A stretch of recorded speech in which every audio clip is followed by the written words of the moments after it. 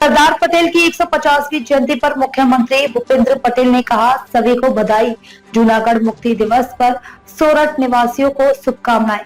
प्रधानमंत्री नरेंद्र मोदी के नेतृत्व में राष्ट्र सरदार पटेल की विरासत का जश्न मना रहा है।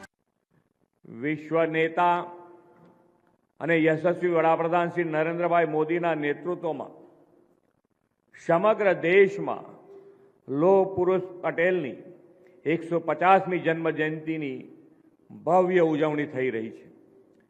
સરદાર સાહેબે 1947માં 15મી ઓગસ્ટે આઝાદી મળ્યા પછી દેશભરના રાજ્યોના રજવાડાઓને ભારતમાં વિલીન કરવાનો યજ્ઞ આદર્યો હતો।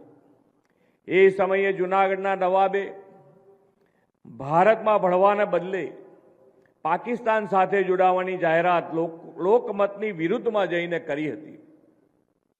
તેની સામે જૂનાગઢને અખંડ ભારતનો હિસ્સો બનાવવા સરદાર સાહેબના માર્ગદર્શનમાં મુંબઈમાં સ્વાતંત્ર્ય સેનાનીઓની આરઝી હુકુમત સ્થાપના